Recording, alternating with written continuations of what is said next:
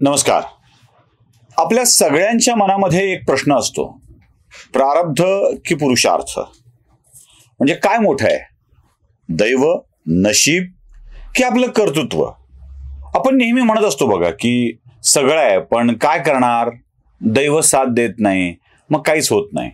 चातुर्मासातल्या त्या कथा आहेत ना, बाळा बाळा मावशीनं काय दिलं, मावशीनं दिलं ते सगळं दैवानं नेलं. म्हणजे कर्म देतं आणि दैव नेतं, असा एक साधारणतः वाक्प्रचार आपण वापरत असतो. हे खरं आहे का?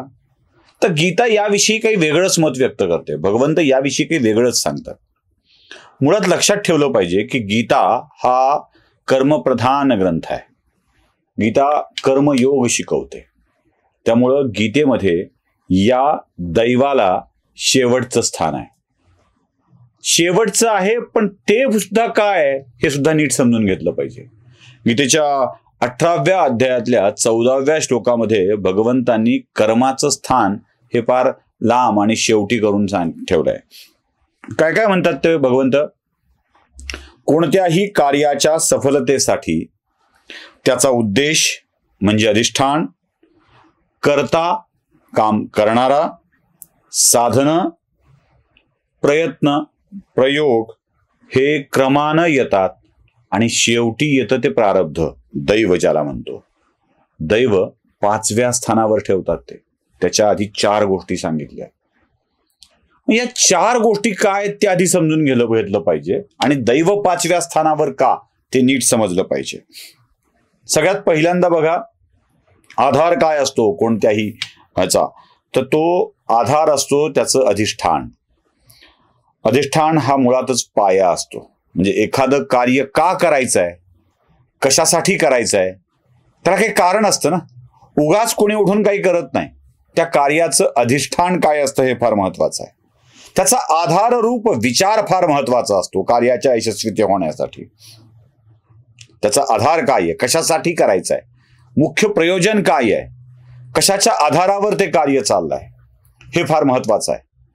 अगदी सोपं सांगतो, रोज सकाळी उठणे, आपलं आवरणे हा नित्यक्रमाचा भाग असतो. समानता आहे, अनेक कार्यामध्ये ती समानता आहे. आपण आटोपून जातो.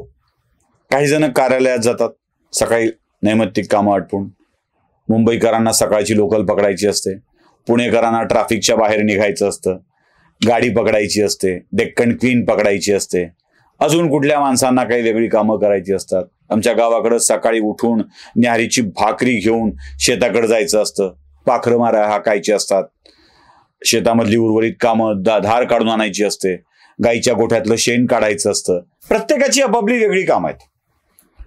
आपलं काम आटोपून आपल्या कामाला जाणे हा एक भाग आहे.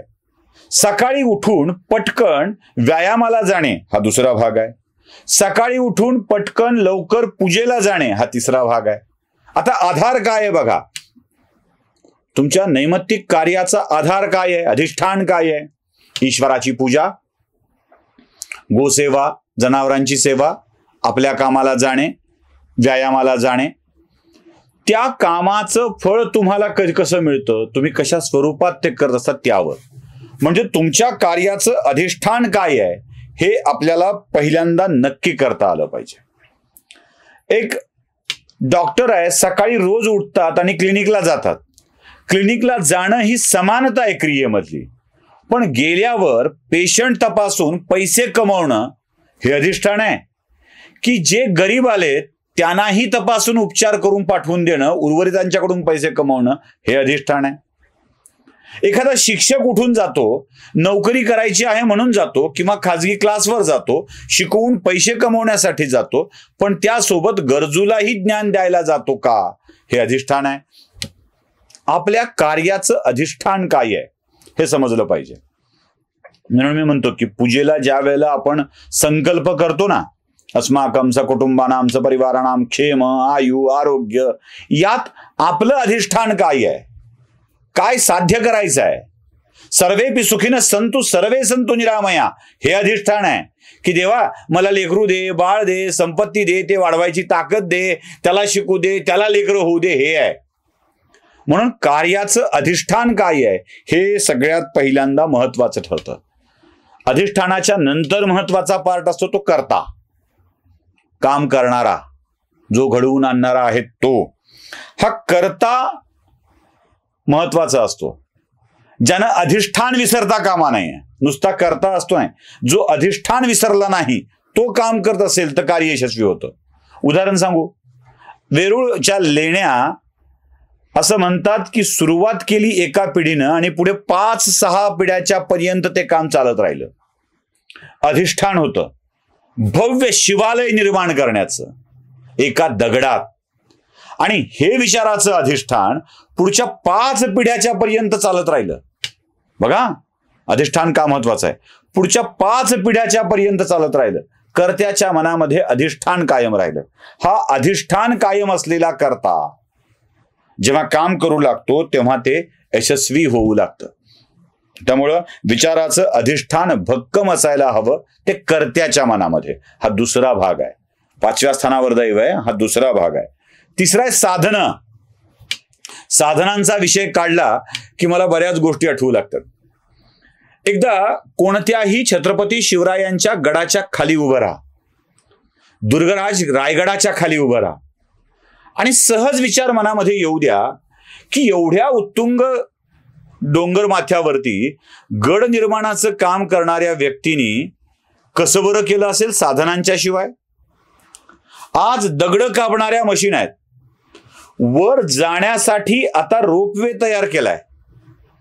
आता क्रेनच्या साह्यानं उत्तुंग पर्वतावर सुद्धा साधनं पोहोचवता येतात. भल्या भल्या पवनचक्क्या आता डोंगरावर कशा उभ्या राहिल्या असतील हा प्रश्न आपल्याला पडतोच की. पण ज्या काळात ही क्रेन नव्हती, ज्या काळामध्ये कोणत्याही रोपवे नव्हता, त्या काळात भल्या मोठ्या दगडांना, शिळांना वर घेऊन जाऊन त्याला घडवून त्यावर गड उभा करणे किती अवघड काम असेल. तिथे ही साधनं होती.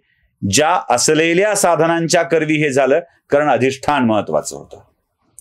माझ्या शिवबाचं स्वप्नातलं स्वराज्य उभं करणे हे माझं कर्तव्य आहे, ही भावना होती. आणि याच कर्तव्यातून ते अतुलनीय भव्य दिव्य असं काम उभं राहत होतं. म्हणून साधनं सुद्धा खूप महत्वाची आहेत. तिसऱ्या भागावर आले आपण साधनांच्या आलो.